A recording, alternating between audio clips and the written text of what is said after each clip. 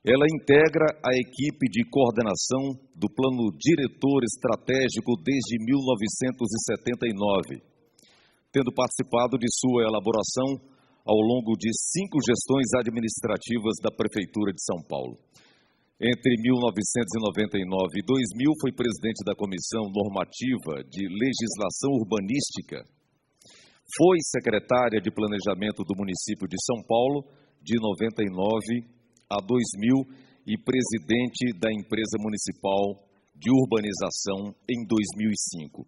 O tema da palestra é Novos Instrumentos da Política Urbana com participação do setor privado. Senhoras e senhores, vamos receber Heloísa Proença.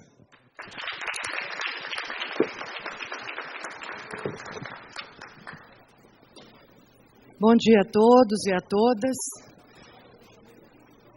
É um prazer estar aqui com vocês, mais uma vez discutindo essas coisas que nos apaixonam.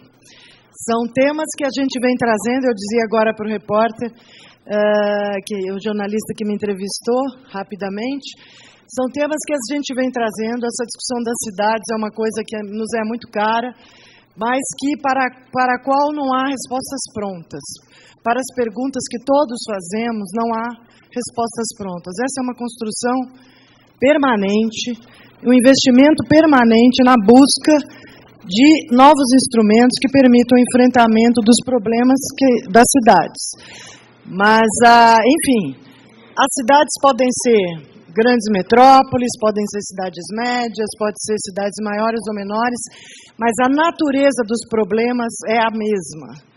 Como enfrentar o desenvolvimento urbano de forma sustentável, garantindo o crescimento, mas preservando a qualidade de vida e o meio ambiente.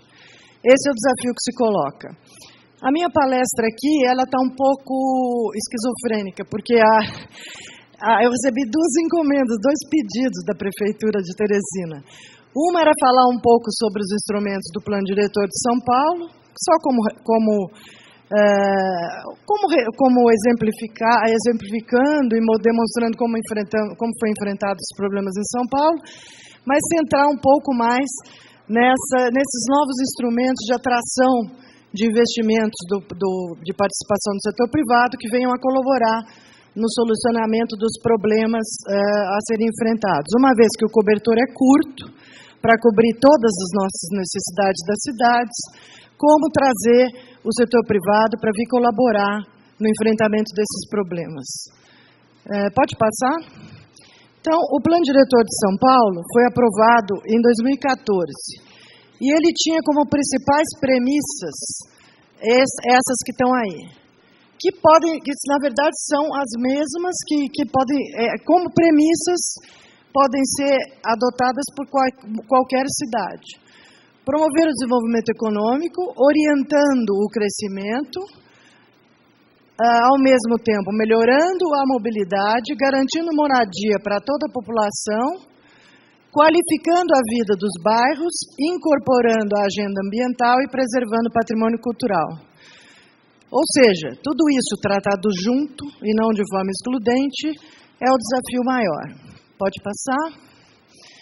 Em São Paulo, o Plano Diretor, que foi editado em 2014, ele adotou algumas medidas bastante, eu vou dizer uma palavra que eu não gosto, mas radicais, que nem todas as cidades adotaram. O coeficiente de aproveitamento básico para todo o município passou a ser uma vez para todo o território. O que isso significa? Que só se pode edificar uma vez a área do terreno, sem pagamento de outorga onerosa, de forma gratuita, uma vez. Até onde é possível chegar? O CEAMASSE varia de 4 nos eixos estruturais, que a gente vai se deter mais, para habitações de interesse social e alguns perímetros de desenvolvimento urbano, e no resto do município todo, o que a Prefeitura, então, a gestão vigente, chamou de remanso, que é a grande parte do território. Os eixos estruturais são só 6% do território. E o remanso corresponde a 87%. As atuais zonas de uso, que eram do zoneamento então vigente, da Lei de Zoneamento de 2004, de 10 anos antes, ficaram mantidas, até revisão da Lei de Zoneamento. Os outros parâmetros de uso-ocupação do solo também ficaram mantidas. Taxa de ocupação, permeabilidade, até a revisão da lei. Essas disposições do plano diretor passaram a prevalecer nas áreas de influência dos eixos estruturais. Prevalecem sobre a lei de zoneamento que vigia, com exceção das zonas estritamente residenciais, as zonas de ocupação especial, a de preservação do patrimônio, as zonas de interesse social e as de preservação cultural. Então, retiradas essas zonas especiais, prevalecia o que o plano estava dizendo para as áreas de influência dos eixos, de resto, permaneceu o zoneamento anterior, até a revisão do zoneamento que acabou ocorrendo no ano passado, em 2016. Aí sim, estabelecendo novos parâmetros de uso-ocupação para todo o território do município. Pode passar. Esse mapa está com uma resolução muito ruim, mas ele exemplifica qual foi o critério basilar do plano diretor. O desenvolvimento urbano atrelado ao sistema de transportes coletivo em São Paulo, de massa, preferencialmente. Então, vocês podem ver aí, essa corzinha azul, ela está concentrada nas linhas de metrô existentes, nos corredores de ônibus, e, enfim, monotrilho, alguma coisa que a gente tem de monotrilho lá. Isso foi a concentração, onde o adensamento urbano devia se concentrar e era admitido chegar a 4 vezes a área do lote. No entorno das estações, o desenho é bem claro, vocês percebem aos círculos, o entorno das estações, e ao longo da linha tem um desenho, pode passar, que mostra melhor isso? Pode passar. Nas estações era um círculo de 600 metros. Ao longo da linha, uma faixa de 150 a 300 metros. Então, nestas regiões, no entorno dos eixos de transporte, de coletivo, de massa, o adensamento urbano deveria se concentrar. No restante do território, ficava valendo a regra do zoneamento. Pode passar? Só pode chegar a 2, partindo do 1, então para chegar ao 2 é oneroso.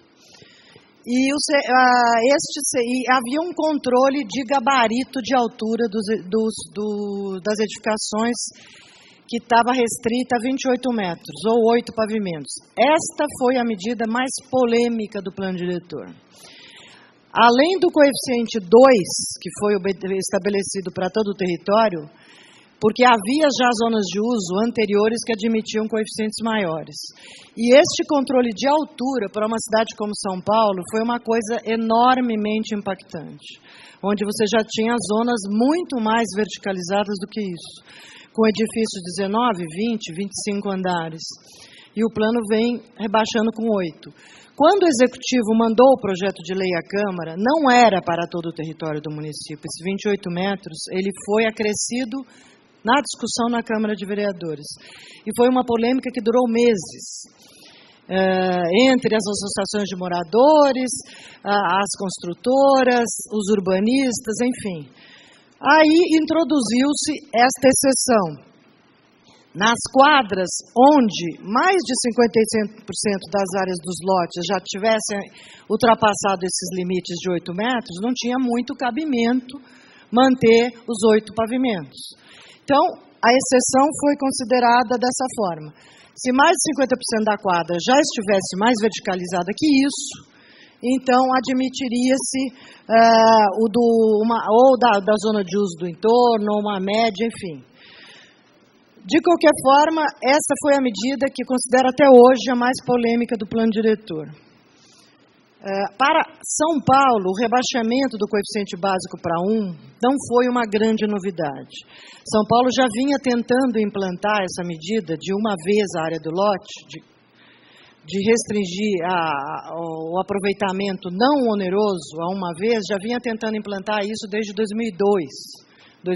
A lei de plano diretor de 2002, a lei de zoneamento de 2004. Então, houve um tempo de acomodação, inclusive para o setor imobiliário, dessa medida. Porque São Paulo ficou uma década fazendo essa transição. É sempre polêmica, no primeiro momento houve toda uma discussão colocada pelo setor imobiliário, de direitos adquiridos, do zoneamento anterior, mas de qualquer forma hoje está pacificado. A grande polêmica em São Paulo hoje se dá em cima desses gabaritos de altura dos prédios e esse coeficiente de 2 vezes a área do lote como limite. Então ela se dá no chamado remanso, nas zonas de uso que não são os eixos estruturais. Pode passar?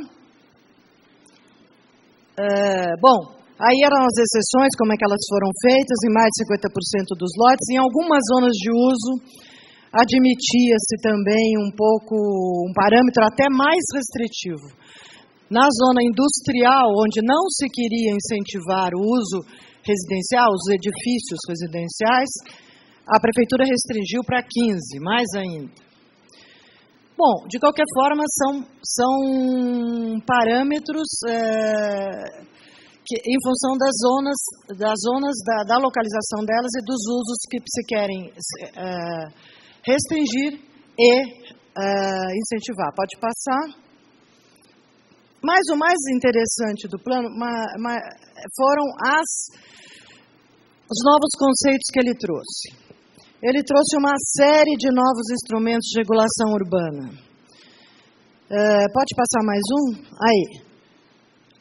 Cota máxima de terreno por unidade.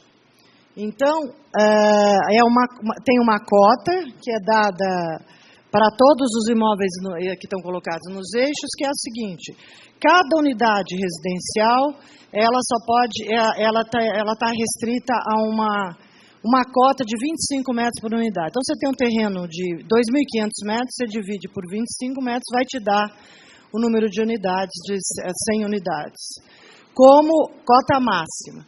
Ou seja, mais unidades você pode colocar, menos não. Por quê? De novo, uma premissa do plano diretor.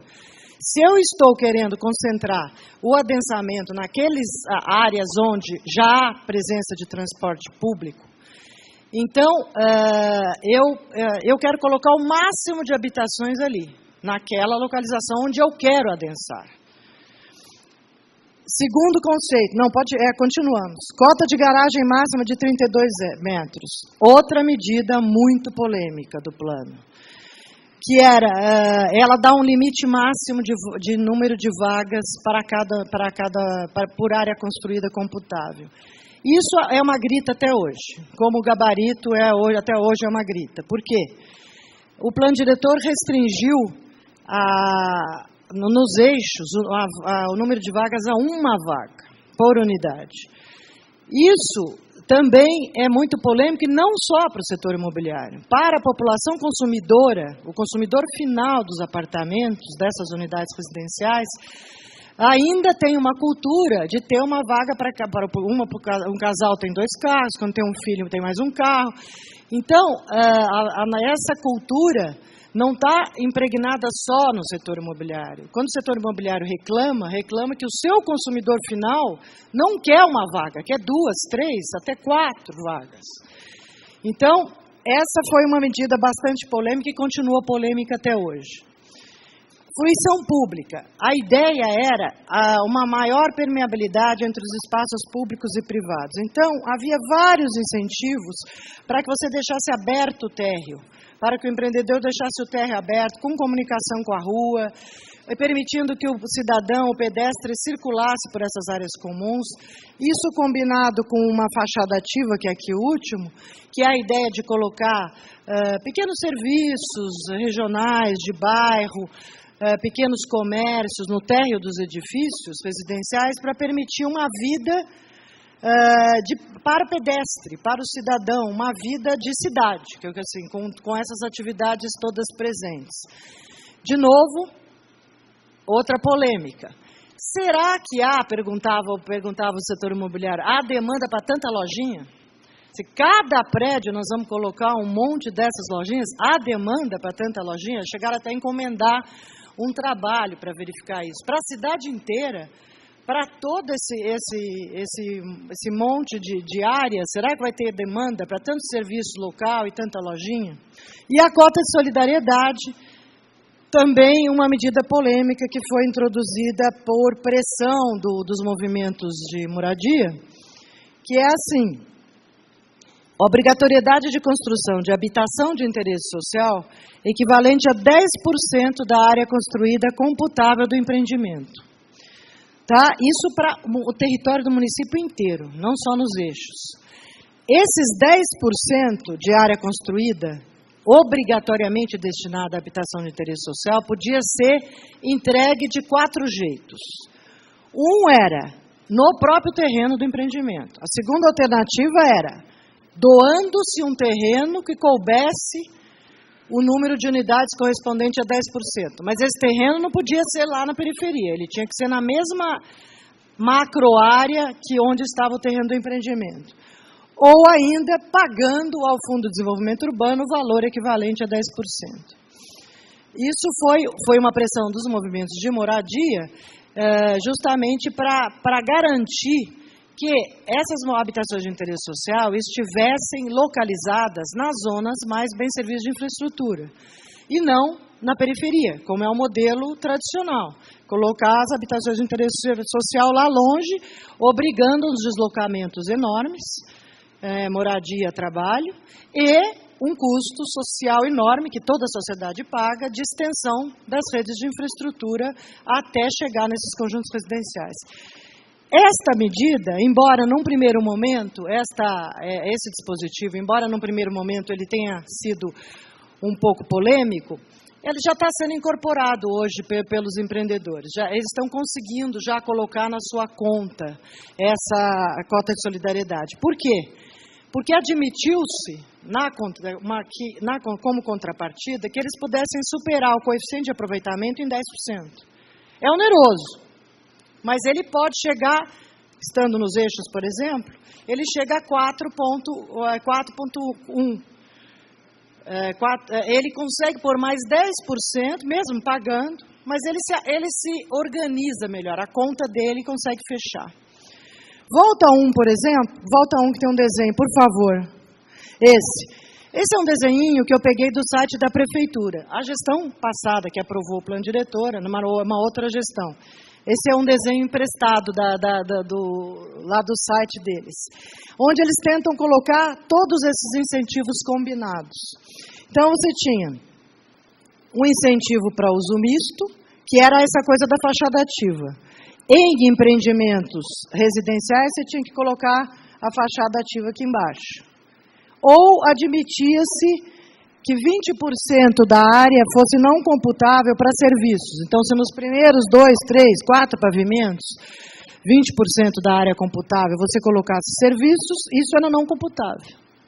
Então, é um incentivo para misturar uso, que também é outra premissa que todos os urbanistas procuramos há tanto tempo. A exigência de largura de mínima de calçada, aí, de novo, a ideia de privilegiar o cidadão, o pedestre, medida muito bem intencionada, mas bem complicada, numa cidade como a de São Paulo, que tem 400 anos. Exigir alargamento de calçada é uma coisa que não é muito factível. Por caso de reformas, isso virou um problema monumental. Você tem que demolir parte da área construída. Fruição pública, que a gente já explicou, que é essa coisa de ter uma permeabilidade entre o espaço público e o privado. Um tamanho mínimo de testada, de lote. Eu não está ali na minha lista, mas para terrenos maiores, passou a ser exigido, isso veio com a lei de zoneamento, não com o plano. Passou a ser exigido uma obrigatoriedade de doação de área para equipamentos, para institucional. Lotes maiores que 10 mil metros já está sendo exigido. Isso é muito mais exigente do que a lei de parcelamento. Para maiores que 10 mil metros, fruição. Para maiores que 20 mil, obrigatório loteamento, abertura de viário. Isso até hoje não está resolvido, tá? É uma coisa muito polêmica. E o desincentivo às garagens, como eu expliquei, uma vaga só por unidade, Não é que você não possa colocar mais de uma nos eixos, você pode, mas você passará a roubar essa vaga, vai contar como área computável. Então você rouba a área do seu empreendimento. Bom, todos estes mecanismos que o plano diretor colocou lá em 2014 foram depois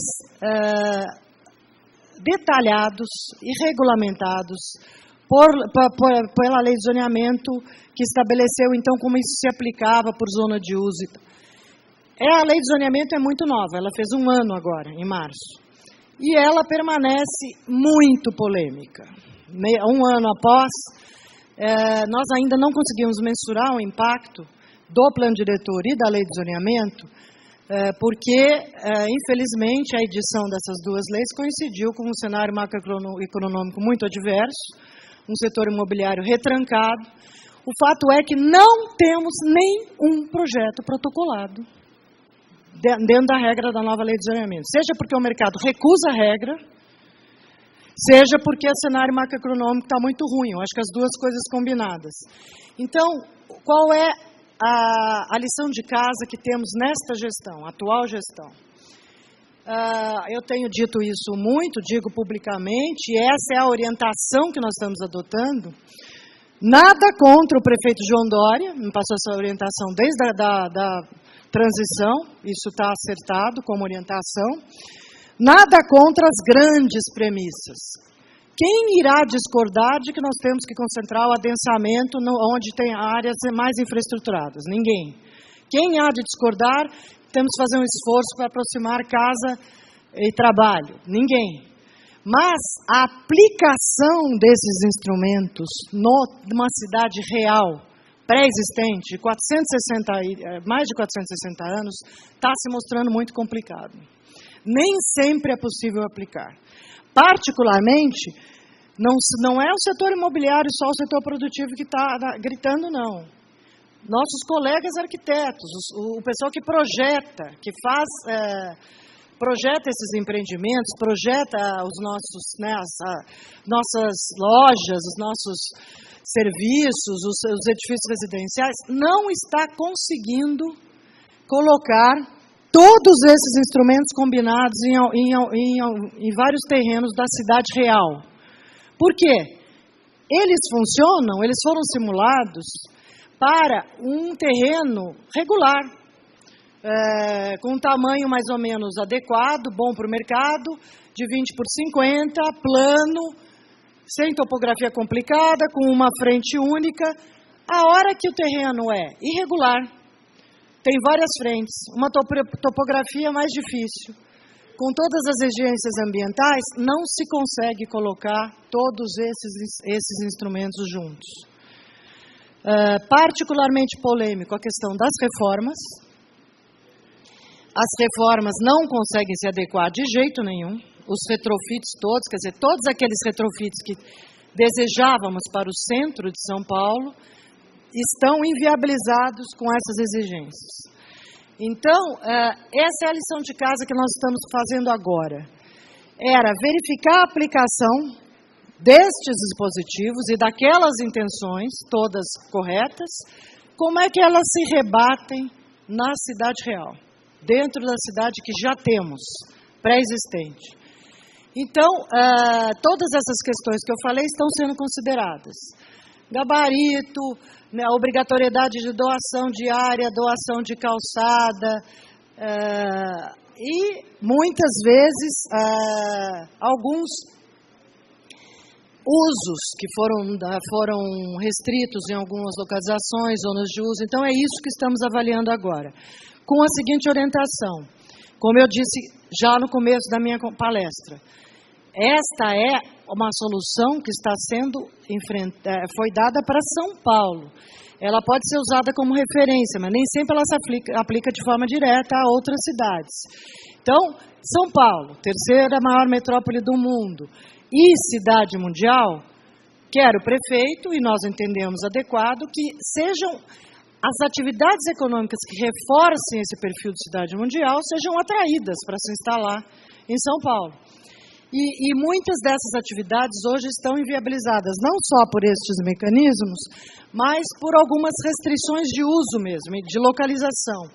Então, todos os incentivos que tínhamos, leis especiais, que tínhamos para alguns usos incentivados e muito importantes, aí para qualquer cidade, como hospitais e escolas, foram revogados. Então, hoje, os hospitais estão com imensas dificuldades de se instalar. O pessoal fala, você quer liberar a obrigatoriedade de doação de viário, ou isso é para resolver o problema dos shoppings. Não. Os grandes hospitais não estão conseguindo se instalar. Os grandes equipamentos urbanos não estão conseguindo se instalar. Então, essa é a orientação que nós estamos adotando, é tornar estes dispositivos e aquelas boas intenções do plano diretor aplicáveis à cidade real. A gente pode depois, se for o caso, detalhar mais, eu fiz um breve panorama para poder entrar depois na segunda parte da palestra, que é como atrair investimentos do setor privado para nos ajudar a resolver essas questões urbanísticas. Pode passar, por favor. Todos vocês conhecem instrumentos usuais, que várias cidades aplicaram, vêm aplicando esses dois instrumentos que a gente conhece, outorga onerosa e operações urbanas. Isso, ao longo das últimas 3 décadas, as cidades brasileiras, com maior ou menor grau, vem tentando aplicar essa linha de parceria público-privado, que vem substituir uma política só dirigista, que vigia até o final da década de 70, e tem hoje um enfoque mais cooperativo com o setor privado. Como é que isso funciona? A outorga onerosa e as operações urbanas. Oferecem-se benefícios urbanísticos favoráveis ao desenvolvimento imobiliário, mediante o pagamento de uma contrapartida ao poder público. Então, a outorga onerosa, ela oferece só potencial construtivo adicional. Então, você está numa zona de uso, que você pode, hoje, com o plano, construir uma vez de forma gratuita, e você quer chegar a 4, ou a 2, ou a 4, admite-se que o empreendedor chegue a esse potencial maior, desde que ele pague uma contrapartida ao município.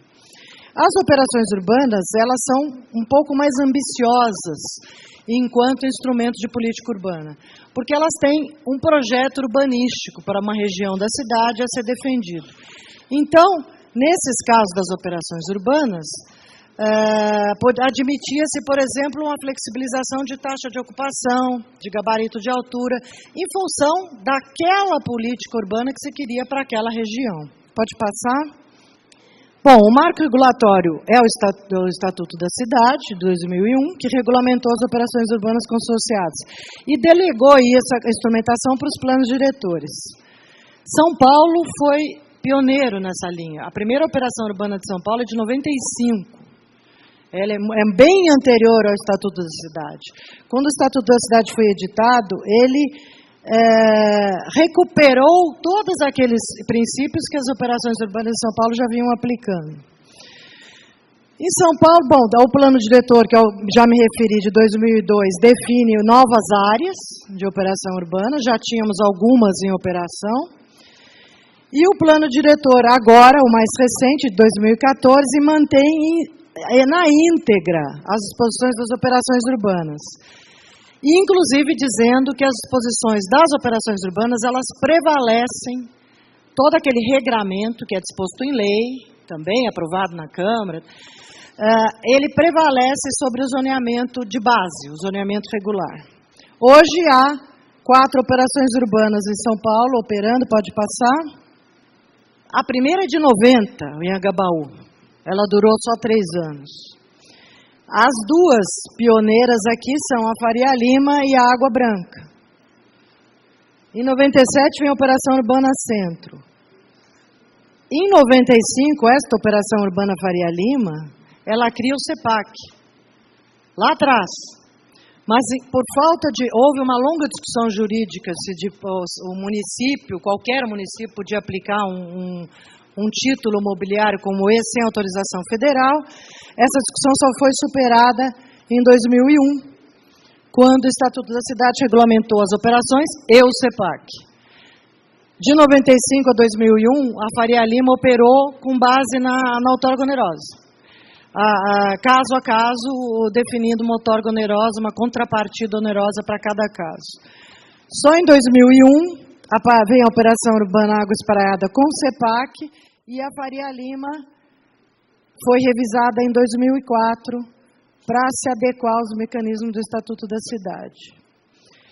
Em 2013 vem a nova Água Branca, com novos conceitos. Esta Operação Urbana Água Branca de 2013 é que traz grande parte daqueles conceitos que depois o plano diretor veio a consolidar.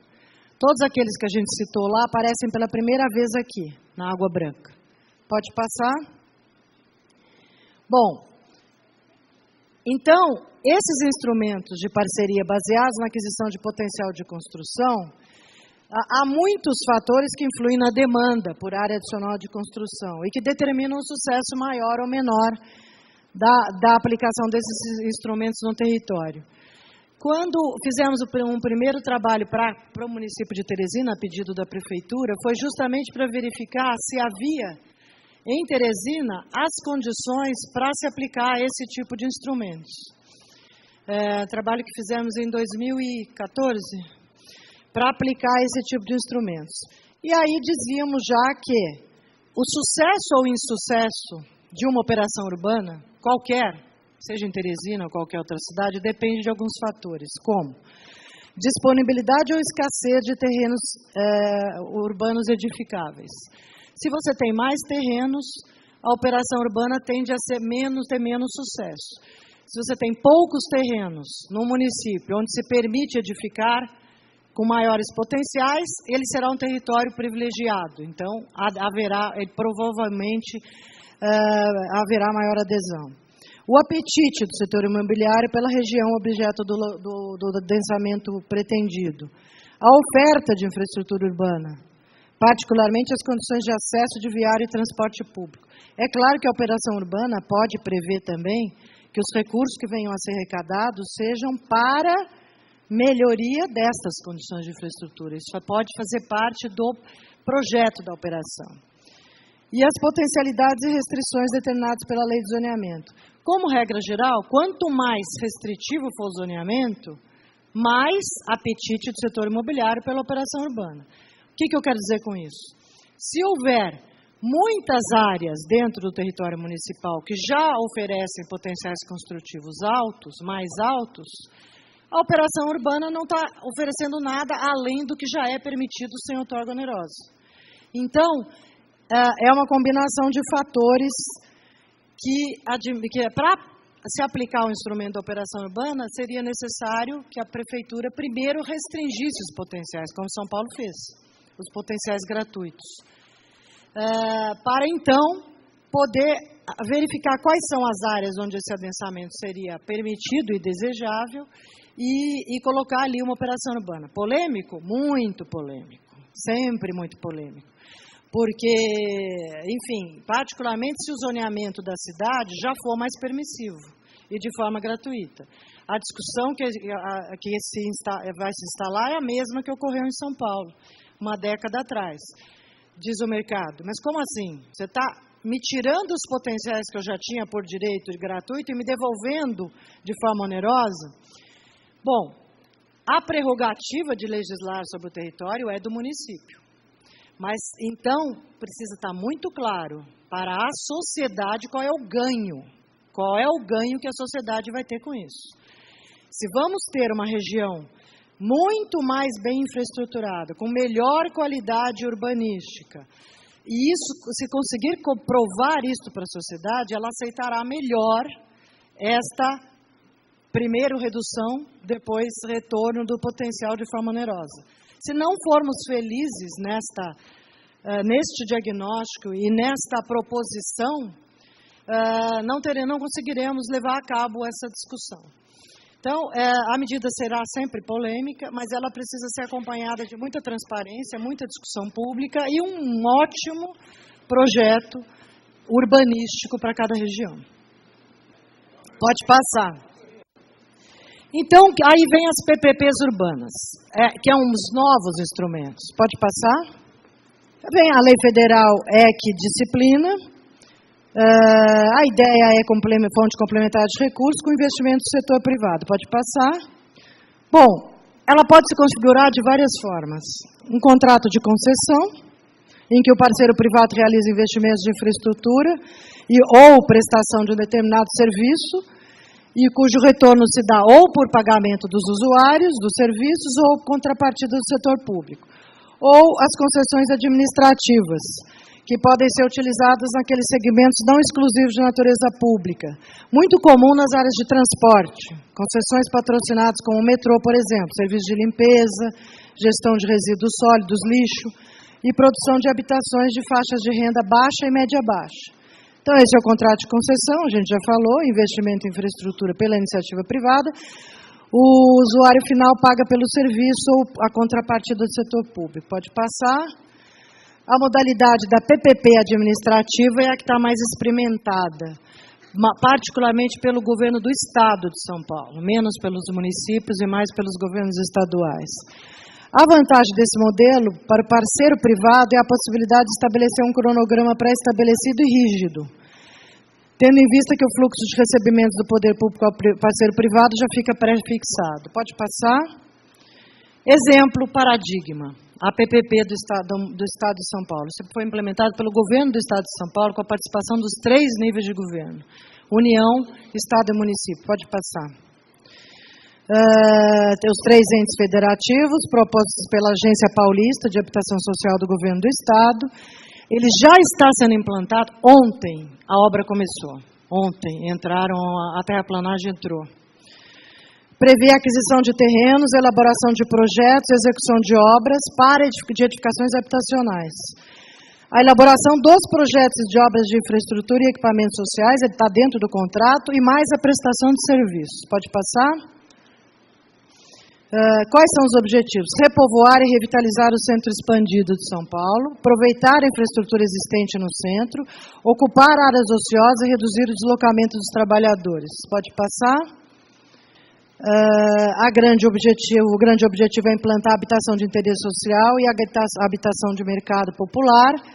A proposta é mistura de faixas de renda, implantação de infraestrutura urbana e todos os serviços correlatos, com o objetivo de quebrar a monofuncionalidade dos conjuntos habitacionais, quase sempre implantados em regiões remotas e carentes de infraestrutura urbana. Pode passar? A metodologia é uma contraprestação que cobre a distância entre a capacidade de pagamento das famílias, de 1 a 5, de forma privilegiada, HIS, e o valor dos imóveis no centro, mais os serviços incluídos no contrato. As garantias são primária da Companhia Paulista de Parcerias e secundária da carteira do CDHU. Pode passar? Plano de negócio, viabilidade atestada por instituição financeira, critério de julgamento e seleção foi o menor valor da contraprestação. A metodologia empregada é aquilo que a gente acabou de falar, cobre a distância entre a capacidade de pagamento da população e o valor dos imóveis, e as garantias também já falamos, pode passar. Prazo de concessão de 20 anos, participação de terrenos públicos, aí no caso o município entrou com os terrenos. O município ofertou alguns terrenos para implantação, o Estado também, o governo do Estado com os terrenos. Foi uma concorrência internacional, fiscalizada pelo poder concedente, pelo Estado. Todas essas entidades podiam concorrer. O plano de negócio e o critério de julgamento já falamos. Pode passar? Responsabilidades do poder concedente. Expedir decretos de declaração de interesse social. Poder concedente, no caso, o Estado. Estabelecimento de diretrizes e critérios de cadastramento e financiamento das famílias beneficiadas, política de subsídios, definição de setores territoriais de interesse, ou seja, o plano é do governo, não é do privado. Balizamentos da oferta de moradias, e inclusive o balizamento de quanto de HIS e quanto de habitação de mercado. Aqui, definição das características técnicas dos produtos, da infraestrutura e equipamentos, pagamento da prestação contratual, e outorga ao privado para desapropriação de imóveis e implantação de empreendimentos. Pode passar mais um? Responsabilidades do cessionário, desapropriações, ocupações temporárias, instituições de servidões administrativas de imóveis privados. aquisição de terrenos, construção de edifícios e infraestrutura urbana conforme o edital, serviço de gestão condominial da carteira de mutuários e serviços sociais de pré- e pós-ocupação. Pode passar? Público-alvo, 0 a 16. Pega as duas tipologias, habitação de interesse social e habitação de interesse de mercado. 0 a 6, comprometimento de renda mensal de 20 a 30%, é o máximo que as famílias podem pagar. E de 6 a 16, precificação de mercado e priorização da população que trabalha na área central, para a seleção destes moradores. Viabilidade do projeto, contraprestação efetiva do poder concedente ao concessionário para cada unidade na faixa de 0 a 16. Ganha a licitação que demandar a menor soma de contraprestações efetivas. Já ganhou, já tem resultado e começou a obra ontem. A concessionária é uma empresa mineira. Canopus, pode passar. Receitas, tem várias receitas acessórias. Exploração daqueles espaços habitacionais. Embaixo aqui, uma observação.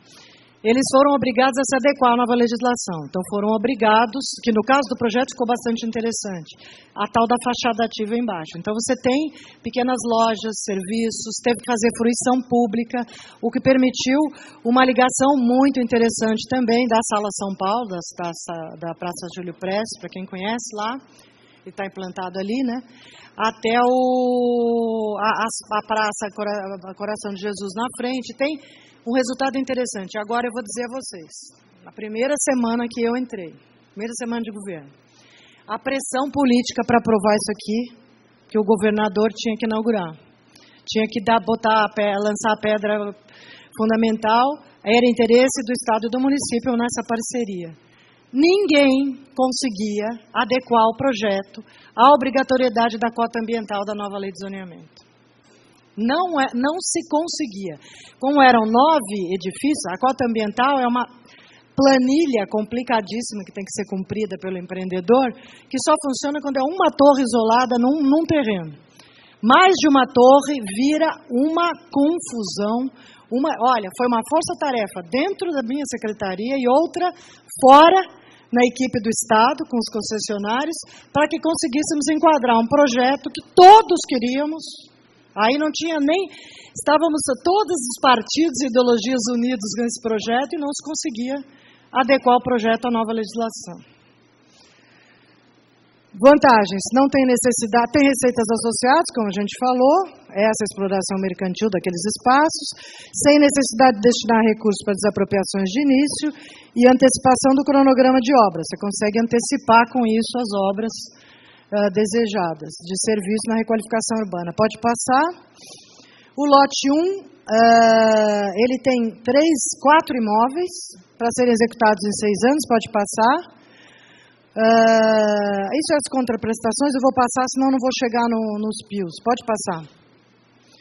Então, 2.260 habitações de interesse social, 1.423 de mercado popular, HIS de 1 a 5, HMP de 6 a 10. Pode passar.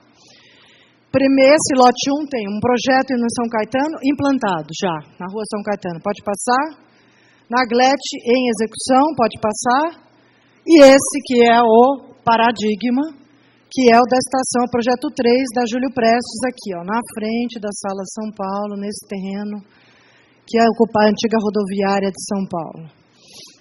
Aqui a Sala Júlio Prestes, a praça e aqui o projeto. No coração de São Paulo, na luz. Pode passar? Aqui já com uma simulação do projeto pronto. Todas as dificuldades de aprovação de projeto foram cumpridas ao longo dos anos. Você tem a Sala São Paulo é tombada, inúmeras edificações do entorno são tombadas pelo patrimônio. Havia toda uma discussão de gabarito. Observem que esses primeiros edificações aqui são mais baixas, por conta do patrimônio histórico. E as outras se admitiu um pouco mais alta, porque havia coisas mais altas no entorno, depois de uma longa discussão com o patrimônio histórico. Pode passar.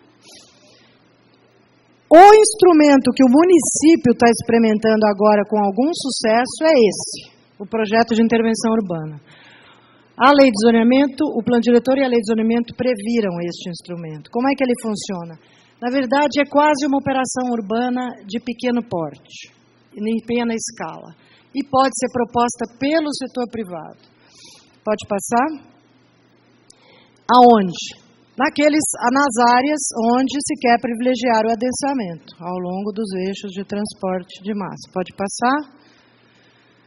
Aqui está um negócio bem comprido, mas o que é mais importante quando um grupo privado entra com um pedido uma proposta de intervenção urbana? É isso. Ele precisa provar um programa de interesse público. Veja bem, eu quero realizar este projeto, esse empreendimento, neste conjunto de lotes, quero alguns benefícios acessórios à lei regular de zoneamento, ou não, ou é só um projeto urbanístico, mas ele precisa me provar qual é o interesse público envolvido, que não é só um interesse privado. Ele precisa me dizer, nesse programa de interesse público. Além do diagnóstico, dos aspectos territoriais e ambientais, ele tem que me trazer esse programa de interesse público. Aí ele traz uma proposta de ordenamento e reestruturação urbanística, uma modelagem econômica para provar que o projeto para em pé, um modelo de gestão democrática, que ele vai dizer como que ele está privilegiando o controle social desses instrumentos e o monitoramento e avaliação disso. Como a sociedade civil participa, como ela opina, como ela avalia. E elementos complementares que se façam necessários. Ou seja, o coração é o programa de interesse público e ele se estrutura com esses três proposta urbanística, modelagem econômica e modelo de gestão. Pode passar? Já temos alguns lá em estudo conosco, para algumas regiões da cidade. Quando ele não prevê alterações de potencial construtivo, de parâmetros da lei de zoneamento, ele pode ser editado por decreto. Já temos um editado por decreto, que foi editado ao final da gestão passada de um grupo privado que se interessou pela mudança do nosso CEAGESP, do nosso centro de abastecimento. Então, como ele não previa alterações de zoneamento, ele foi editado por decreto. Quando exige alguma alteração, ele pode virar uma área de intervenção urbana, uma concessão urbanística, ou só um projeto de urbanizamento, mas vai exigir um projeto de lei, pode até ser uma proposta de uma pequena operação urbana, mas vai para a Câmara, vai para o Legislativo para ser aprovado. Pode passar? Aqui acho que a gente repete isso, a mecânica dele, pode passar? Isso eu nem vou me deter, porque e até eu acho esse organograma difícil, eu vou pedir para fazer um melhor, porque isso aqui está meio difícil. Mas, enfim, está lá, o programa de interesse público. Qual é a intervenção que queremos? Qual? Que eles querem? Processo de discussão pública. A validação. Muda parâmetro? Lei. Não muda? Decreto. Pode passar?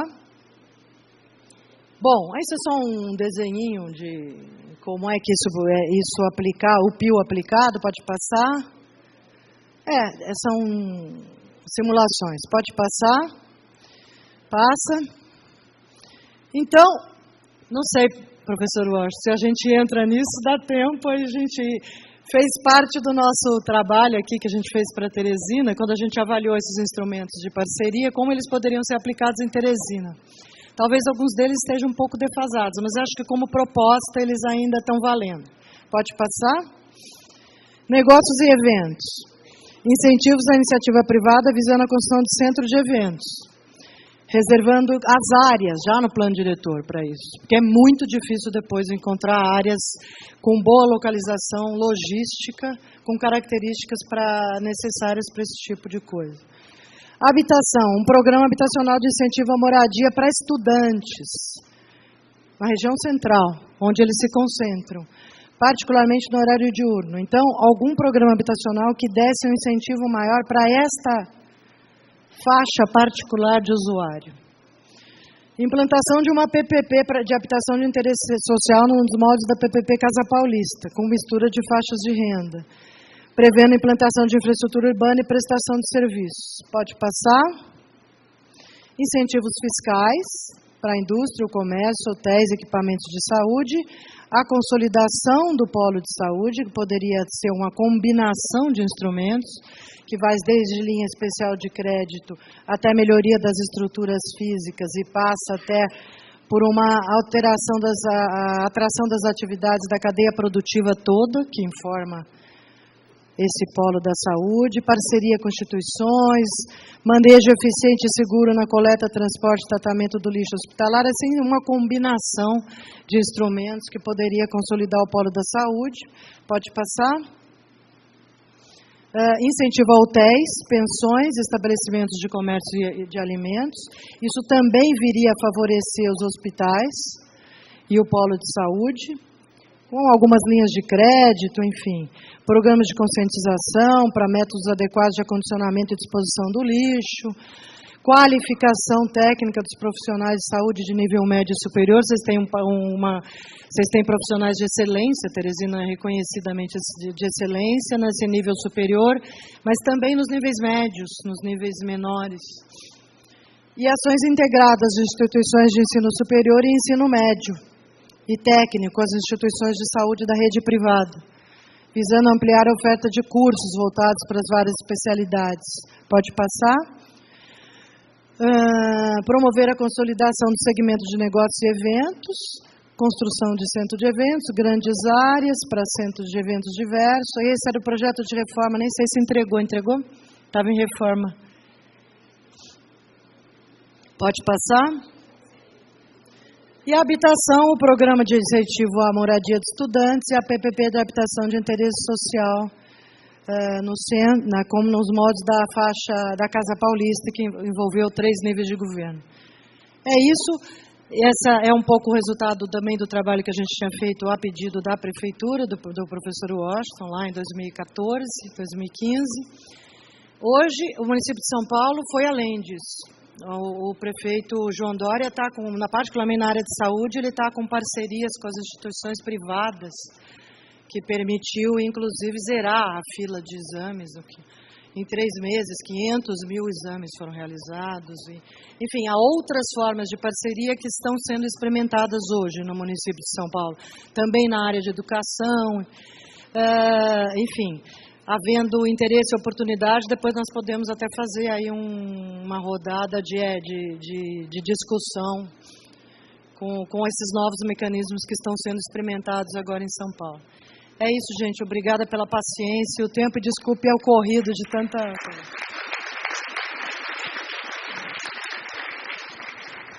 Tem mais um com o nosso e-mail, se você quiser passar. Mais um slide. PPP do aeroporto. Mais um. O aeroporto, nos moldes da proposta da CEAGESP. Para a CEAGESP em São Paulo, foi firmado um termo de compromisso acordado com os 3 níveis de governo. O parceiro privado é o que está no plano diretor. Oferece ao poder público um terreno adequado, assumindo os encargos da sua implantação, dentro do município. Se for dentro do município, ele, inclusive, tem dispensa da outorga onerosa. Isso é o que prevê o plano. Nova gestão já está estudando, aplicando, continua sendo um termo de compromisso entre os 3 níveis de governo, mas a ideia já é, por reivindicação da União, que eles tenham parte dessa outorga, que ela não seja toda apropriada pelo empreendedor privado, enfim. Está em discussão um modelo de PPP, vai ser editado aí, acho que no próximo 2 meses, vai estar na rua, com o que prevê um acordo entre os 3 níveis de governo em que os 3 níveis ganham. Pode passar mais uma? E para serviços e equipamentos públicos, um outro tipo de PPP por meio de concessão administrativa que poderia contemplar a realização de obras de drenagem, envolvendo as obras do Plano de Saneamento Básico, a implantação do sistema de monitoramento ambiental de rios e parques e a recuperação e desassoreamento dos rios Poti e Parnaíba. Então, isso poderia compor uma concessão administrativa na área do saneamento. Pode passar? E projetos de requalificação urbana, que podem vir por manifestação de interesse privado, como prevê a legislação federal, ou por projetos de intervenção urbana para todas aquelas áreas onde se quer uma requalificação urbana de menor porte. na elaboração e apresentação de projetos de ordenamento e reestruturação urbanística para áreas de intervenção estratégica previstas no plano. Então, o plano deveria prever estas áreas aonde estes projetos de intervenção ou as MIPs pudessem se apresentar. Agora sim, acho que acabou, pode passar o último. Aí está o nosso e-mail, enfim. A gente está à disposição lá para continuar debatendo essas questões, a prefeitura, nós pessoalmente, enfim. Muito obrigada, gente.